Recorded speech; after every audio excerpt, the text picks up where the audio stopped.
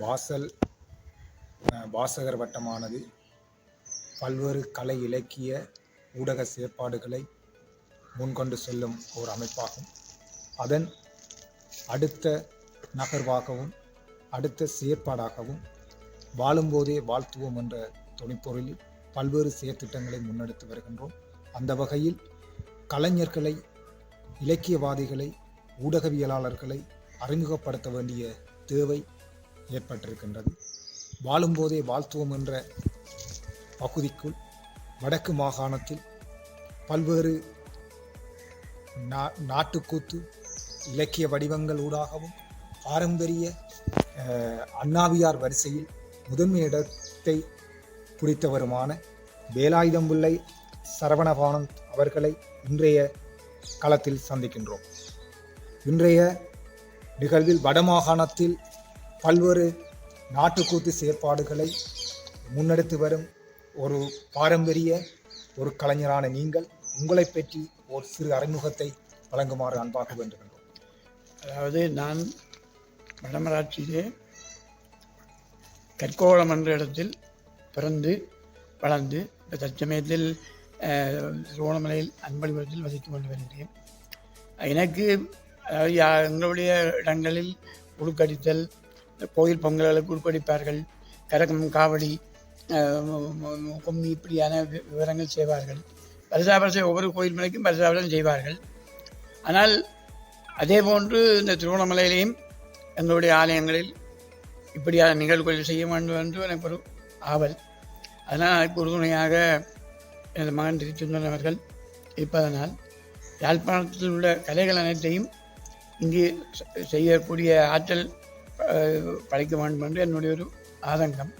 அந்த முறையில் என்னிடம் நான் கிட்டத்தட்ட அதாவது யாழ்ப்பாணத்திலே பிரபலியமான இசை நாடக நடிகர் பி வைரமுத்து, நற்குணம், வியன்செல்ற ஆகியோருடன் குறைஞ்சபட்சம் ஒரு 3000 மேடை நடித்திருக்கின்றேன். அதைவிட ஒரு அதாவது வடமராட்சி, தென்மராட்சி, யாழ் மாவட்டம் உள்ளாக ஒரு 500 மேடைக்கு மேல் நாடகங்கள் பழக்கி, அதாவது சங்கரா சுவாமியில் இயற்றிய அரிச்சந்திரா, சத்யவான் சாவித்திரி, கோவலன் கண்ணகி, வள்ளி திருமணம் இப்படியான 15 நாடகங்கள் இருக்கிறது. அனைத்தையும் நான் கிட்டத்தட்ட ஒரு 500 மேடை வரையில் பழக்கி அரங்கேற்றியது. இதற்கு குறைஞ்சது ஒரு 300-400 கலைஞர்களை உருவாக்கியிருக்கேன். குறிப்பாக இன்றைய இந்த சந்திப்பானது ஒரு காத்திரமானதாக அமைகின்றது. குறிப்பாக வடக்கிற்கும் கிழக்கிற்குமான ஒரு இணைப்பு பாலமாக உங்களுடைய பயணம் அமைந்திருக்கின்றது. உண்மையிலேயே ஒரு பாராட்டத்தக்க ஒரு விடயம். இன்றைய காலகட்டத்தில் அழிந்து வரும் ஒரு கலையாக இது காணப்படுகின்றது. உடுக்கு கலையானது ஒரு தமிழர் பண்பாட்டின் ஒரு அடையாளமாக காணப்படுகின்றது. அந்த உடுக்கு கலை பற்றி நீங்கள் எதிர்நோக்கிய சவால்கள் பற்றி சற்று குறிப்பிடுவீர்களா? அதாவது உடுக்கன்றது எங்களுடைய பாரம்பரிய சமயத்தை சார்ந்த ஒரு, அதாவது சிவபெருமானுக்கு திரைக்கலத்தில் உடுக்கிருப்பென்பார்கள்.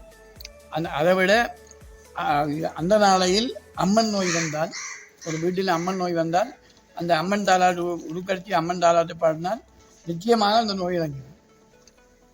இப்போது நீங்கள் குறிப்பிட்ட அந்த உடுக்கு கலையின் தாற்பயத்தையும் அதன் மகிமையையும் மிகவும் இரத்தின சுருக்கமாக குறிப்பிட்டிருந்தீர்கள். உண்மையிலே எமது கிராமிய வழிபாட்டு முறையிலும் அந்த உடுக்கு பேசப்படும் ஒரு பொருளாக இருக்கின்றது. இன்று அந்த உடுக்கு கலையானது அருகி வருகின்ற நிலையில் அதனை மையப்படுத்தி இளந்தலைமுறைக்கும் அடுத்த ஜெனரேஷன், அதாவது எமது இளம் சந்ததியினர் இப்பயிற்சியை மேற்கொள்வதற்கு உங்களால் மேற்கொள்ளப்பட இருக்கும் திட்டங்கள் ஏதாவது இருக்குமானால் அதை பற்றியும் கூற முடியுமா? அதாவது எனக்கு இப்போ வயது போட்டது. நான் இப்போ தவிர்க்க முடியாத காரணத்தால் என்னை இப்போ நான் அன்பொழியத்தில் இருக்க வேண்டிய ஆள். ஆனால் நான் அங்கு சில சேவைகளால் என்னை தவிர்க்க முடியாத காரணத்தால் சில பேர்கள் என்னை தான் வர வேண்டும், நாடகத்துக்கு வர வேண்டும், இந்த கிரிய பாட்டுகளுக்கெல்லாம் கண்டிப்பாக நான் யார் வர வேண்டும் கேட்குறாங்க. அதனால் நான் சத்தியமத்தில் யாழ்ப்பாணத்தில் அங்கு உள்ள நிகழ்வுகள் கலந்து கொள்கிறேன். ஆனால் எனக்கு கூடுதலாக இந்த திருவண்ணாமலையிலிருந்து இந்த உடுக்கு பயிற்சிகள், இசை நாடகங்கள், சிந்து நடக்குத்து, காத்தான் குத்து, காவடி, கரகம், கும்மி இவற்றை இங்குள்ளவர்களுக்கு பழக்கி இங்குள்ள கலையில் வளர்க்க வேண்டும் என்ற ஒரு பெரிய ஆவல். ஆனால் இந்த நாடு யார் வந்தாலும் நான் நானே செய்து கொடுப்பேன். என்ன கொஞ்சம் நானும் ஒரு வறிய குடும்பத்தில் இருப்பதால் சில வாழ்வாதாரங்கள் பிரச்சனையால் தான் இப்போ அங்கே போகிறேன். ஆனால் எனக்கு இங்கே ஒரு இந்த கலை சார்ந்த ஒரு சின்ன ஒரு வருமானம் இருக்க வேண்டாம். நான் இங்கே இருந்து அதாவது ஒரு கலைக்கூடம் மாதிரி என்னுடைய சாகும் வரைக்கும் மக்களுக்கு யார் என்னை விரும்பி வருகிறாரோ வார கலைஞர்களுக்கு வார பிள்ளைகளை ஊக்கப்படுத்தி என்னால் ஆகக்கூடியது கரகாட்டம் பழக்க முடியும், காவடி பழக்க முடியும், உடுக்கு பழக்க முடியும், ஹார்மோனியம் பழக்க முடியும். இப்படிப்பட்ட என்னுடைய கலைகளை இசை நாடகங்கள் என்னால் இயன்றவற்றை நான் செய்வேன். உண்மையிலே இன்று நாங்கள் உங்களை சந்தித்ததற்கு மிக்க மகிழ்ச்சி அடைகின்றோம். காரணம், ஒரு தளத்தில் நீங்கள் நின்று செய்யப்படவில்லை. காரணம், உடுக்கு கலையானது உண்மையிலேயே தமிழர் பாரம்பரியத்தின் அடையாளங்களில் ஒன்று. அதே போன்று நீங்கள் பல விடயங்களை அதனூடாக சுட்டி காட்டியிருந்தீர்கள். ஆகவே எதிர்காலத்தில் இது போன்ற செயற்பாடுகளை முன்கொண்டு செல்வதற்கு நாங்கள் உங்களுடன் தயாராக இருக்கின்றோம். ஆகவே உண்மையில் இளம் தலைமுறையினருக்கு இப்படியான விடயங்கள் சென்றடைய வேண்டும் என்பதே எமது பிரதான நோக்காக இருக்கின்றது. நீங்கள் குறிப்பிட்டது போன்று உங்களுக்கு வயது போகவில்லை. காரணம், இலக்கியம், ஊடகம், கலை இலக்கியத்திற்கு வயதுகள் இல்லை. காரணம், உங்களுடைய ஒவ்வொரு கதை வீச்சிலும் உங்களுடைய செயற்பாடு காணப்பட்டிருக்கின்றது. வடமாகாணத்தில் நீங்கள் அடித்தளமிட்டிருந்தாலும் உங்களுடைய சேவை கிழக்கிற்கும் தேவைப்படுகின்றது. கிழக்கிலும் நீங்கள் பல விடயங்களை முன்கொண்டு சென்றிருக்கின்றீர்கள். குறிப்பாக அன்பொழிபுரத்தை தளமாக கொண்டு பல்வேறு வேலை திட்டங்களையும் அதனை சார்ந்த பாடசாலைகளுக்கு ஊடாகவும் நீங்கள் செய்திருக்கின்றீர்கள் என அறிய முடிகின்றது. இது போன்ற பல கலைஞர்களை வெளி உலகுக்கு கொண்டு வர வேண்டிய தேவையும் எங்களுக்கு இருக்கின்றது. ஆகவே இந்த உடுக்கு கலையானது இவைய தாற்பயத்தை பற்றி நீங்கள் குறிப்பிட்டிருந்தீர்கள். இந்த உடுக்கு கலை நீங்கள் யார் மூலம் கற்றுக்கொண்டீர்கள்? அதன் உங்களுடைய பிதாமகன் யார் என குறிப்பிட முடியுமா? எனக்கு உதாரணமாக சொன்னால், எனக்கு பிதாமகன் என்று எவரும் இருக்கவில்லை. என்னுடைய தாயார் எங்களுடைய ஒரு உதயமான கும்பியம்மன் என்ற கோயில் இருந்தது. அங்கே என்னிடம் தாளத்தை தந்து அந்த கோயிலில் கொம்மி அடிப்பார்கள், சித்திரை பருவம் நவராத்திரி அடிப்பார்கள். அப்போ தாளத்தை கொண்டு போய் அம்மனுடைய தாளாட்டு பாட சொல்லிவிட்டார். நான் அந்த ஆலயத்திலே முதல் தாளம் போட்டேன். பிறகு உடுக்கை ஒன்றை செவித்து நானும் உடுக்கடித்து நானாகத்தான் சகல கலையும் பழகினேன். எனக்கு அண்ணாவியார் அன்று இதுவரைக்கும் யாரும் இருக்கவில்லை. நான் யாருடன் பழகவில்லை.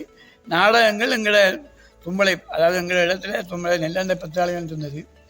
அங்கே நாடகங்கள் நடக்குது. நான் போய் நாடகங்களை பார்த்து அந்த நாடகங்களோட பாடல்களை பாடமாக்கி திடீரென்று தான் நான் மேடை ஏறி சாதாரணமாக ஓரளவுக்கு நாடகம் மேடை ஏறக்கூடிய சில பெரிய பாரிய கட்டங்கள் எல்லாம் நடத்தியிருக்கேன்.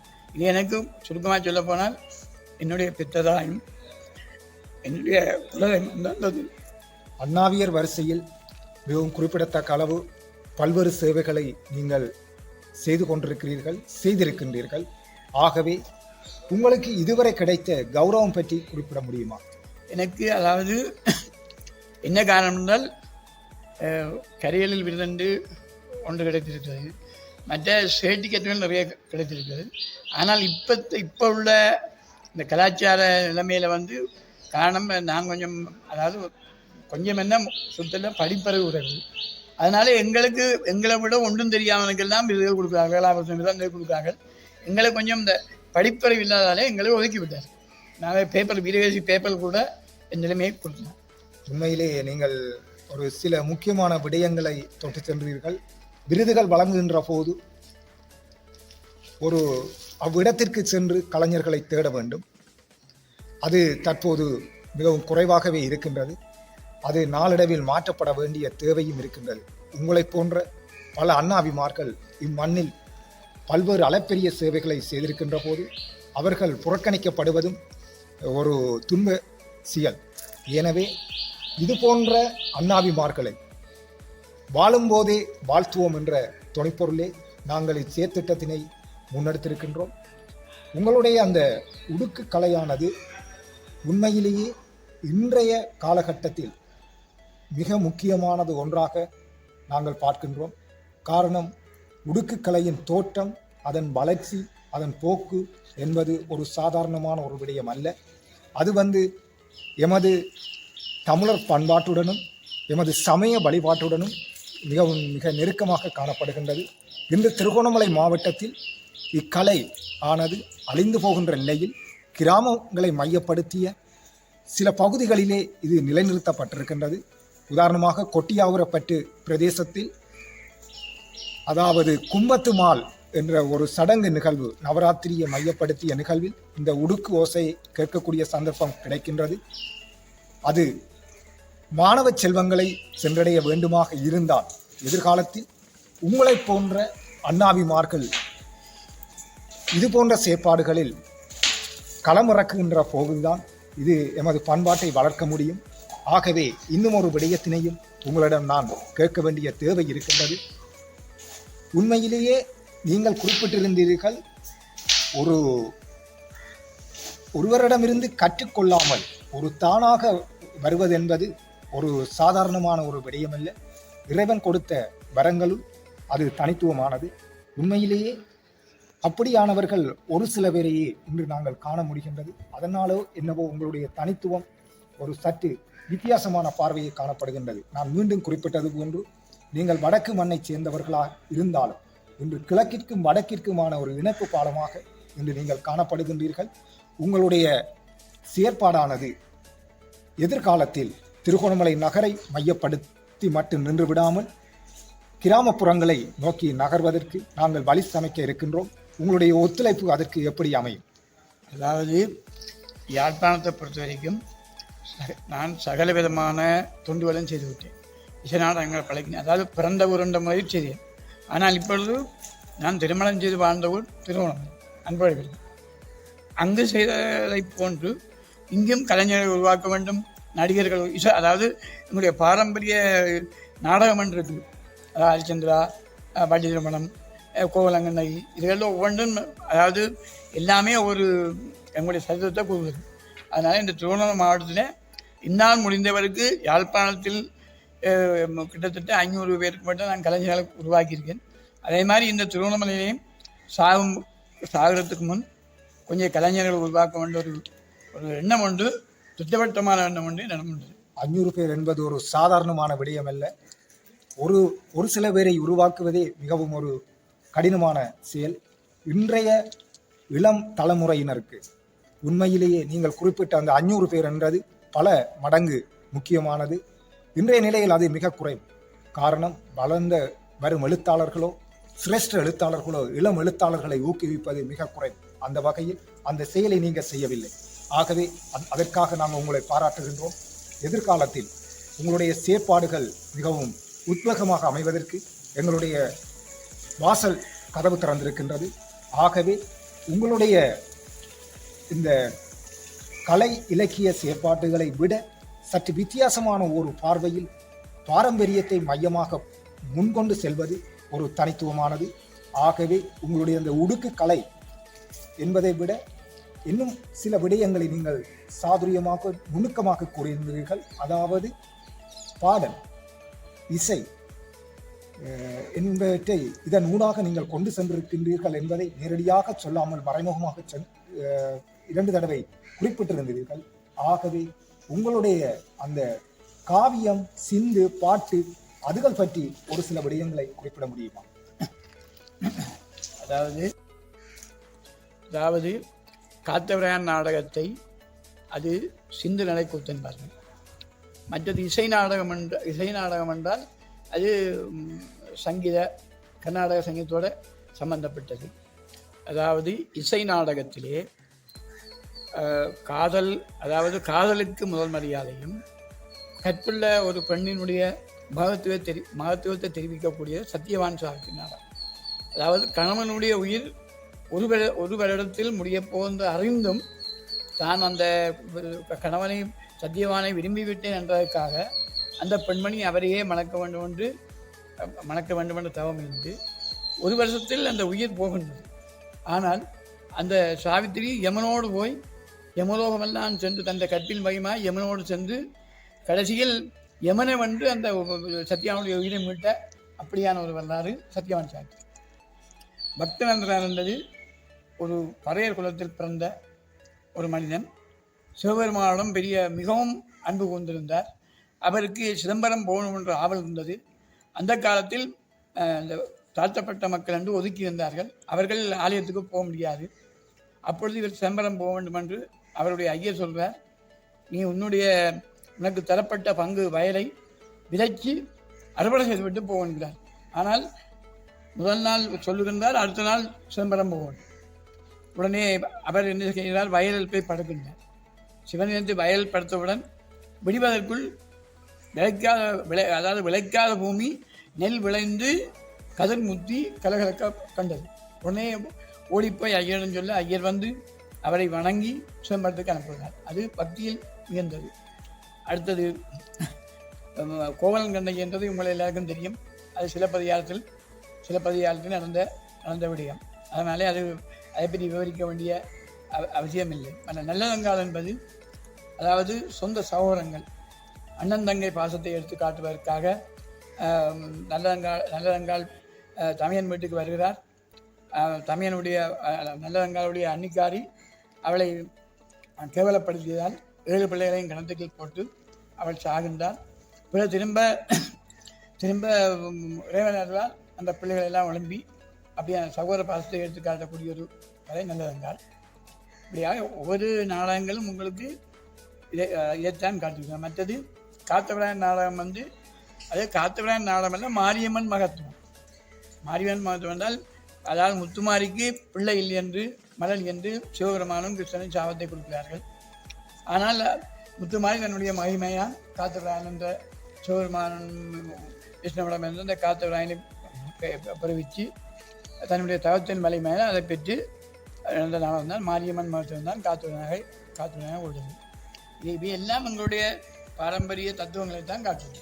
உண்மையிலேயே நீங்கள் குறிப்பிட்டிருந்தீர்கள் தமிழர்களின் ஆதிகால செயற்பாடுகள் எப்படி அமைந்திருந்திருந்தது. அதாவது சங்க காலம், சங்கமருவிய காலம், அதைத் தொடர்ந்து இதிகாச செயற்பாடுகள், மற்றது சில விடயங்களை தொட்டு சென்றிருந்தீர்கள். உண்மையிலேயே அது மீண்டும் எங்களை ஒரு பாடசாலை யுகத்துக்கு கொண்டு சென்றிருந்தது.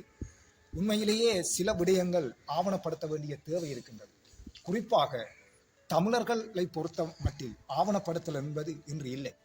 அதனாலேயே இன்று நாங்கள் அடையாளங்களை தொலைத்து நிற்கிறோம்.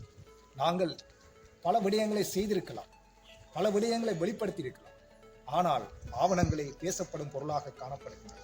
ஆகவே அதை செய்ய வேண்டிய கடமை ஒவ்வொருவருக்கும் இருக்கின்றது. அந்த வகையில் உங்களுடைய செயற்பாடுகளானது பல்வேறு மட்டங்களில் விரிவுபடுத்தப்பட்டிருக்கின்றது. குறிப்பாக வடமாகாணத்தை நான் மீண்டும் குறிப்பிடுவதற்கு காரணம், இன்று பல்வேறு தளங்களில் பேசுபொருளாக காணப்படுவது வடமாகாணம். அதை மாற்று கருத்துக்கு இடமில்லை. காரணம், அங்குள்ள ஆய்வாளர்கள், அங்குள்ள புவியியல் சார்ந்த விற்பனர்கள் அது சம்பந்தமான பல விடயங்களை இன்றும் செய்து கொண்டிருக்கின்றார்கள். கடந்த ஒரு கிழமைக்கு முதல் வடமாகாணத்தில் ஒரு கல்வெட்டு கண்டெடுக்கப்பட்டிருக்கின்றது. அது உடனே ஆய்வுக்கு உட்படுத்தப்பட்டிருக்கின்றது. அந்த நிலைமை இன்று கிழக்கு மாகாணத்தில் மிக குறைவு. அதனாலேயே நான் மீண்டும் அதை குறிப்பிட்டிருந்தேன். உண்மையிலே கிழக்கு மாகாணத்திலும் இப்படிப்பட்ட விடயங்கள் ஆவணப்படுத்த வேண்டிய தேவைக்கு நீங்கள் ஒரு முன்னுதாரணம் என நான் குறிப்பிடுகின்றேன். ஏனென்றால் பல்வேறுபட்ட விடயங்களை நீங்கள் வடமாகாணத்துக்கு சேவையாற்றியிருக்கின்றீர்கள். காலம் உங்களை கிழக்கு மாகாணத்தில் கைப்பிடிக்க வைத்திருந்ததனால் இன்று இம்மாகாணத்திலும் சில வேலை திட்டங்களை, அதாவது பாரம்பரிய கலை இலக்கியத்துடன் கூத்து என்பதும் ஒரு முக்கியமான அடையாளம் என்பதை வெளிப்படுத்தியிருந்தீர்கள். ஆகவே இது போன்ற ஒரு செயற்பாடுகளை ஆலயங்கள் ஊடாகவும் பாடசாலை மாணவர்கள் ஊடாகவும் நாங்கள் எதிர்காலத்தில் முன்னெடுக்க இருக்கின்றோம். உங்களுடைய ஒத்துழைப்பை நாங்கள் எதிர்பார்த்திருக்கின்றோம். இது போன்ற பல அரிய தகவல்களை நீங்கள் இன்று எமது வாசல் ஊடாக வெளிப்படுத்தியிருக்கின்றீர்கள். இது ஏன் நாங்கள் வாசல் என்று பெயர் வைக்கிறோம் என்றால் அனைவருக்காகவும் திறந்திருக்கின்றது என்ற கதவு திறந்திருக்கின்றது. அனைவருக்குமான களம் அமைக்கப்பட்டிருக்கின்றது. கலைஞர்கள் யாராக இருந்தாலும் அவர்கள் வாழும்போதே கௌரவிக்கப்பட வேண்டும். அந்த வகையில் உங்களுடைய செயற்பாடுகளை நாங்கள் வெளி உலகிற்கு காட்ட வேண்டிய தேவை எங்களுக்கு இருக்கின்றது. ஒவ்வொரு தமிழ் மகனை பொறுத்தளவில் இச்செயற்பாட்டில் ஈடுபடுகின்றவர் இளம் தலைமுறையினர் அந்த செயற்பாட்டை முன்கொண்டு செல்ல வேண்டிய கடமை ஒவ்வொருவருக்கும் சுமர்த்தப்பட்டிருக்கின்றது. அதிலிருந்து யாரும் பின்வாங்கக்கூடாது என்பதையும் இவ்விடத்தில் நான் பதிவு செய்வதுடன் இன்றைய கள ஆய்விலும் பாரம்பரிய கலை இலக்கிய செயற்பாட்டில் கூத்து என்பது ஒரு தனித்துவமான அடையாளம் என்பதை நீங்கள் ஆணித்தரமாக அடித்து உரைத்திருந்தீர்கள்.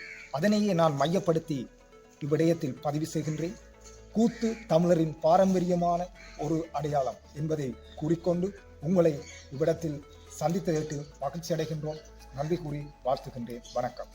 வணக்கம். அடுத்து என்னென்றால், நீங்கள் இவ்வளவு தூரம் இந்த திருவண்ணாமலை நகரிலே இந்த கலைகளை விரிவுபடுத்த வேண்டும் என்று சொன்னதற்காக அதற்கு வழி ஒவ்வொரு ஆலயங்களிலும் திருவிழாக்கள் பொங்கல் நடக்கிறது.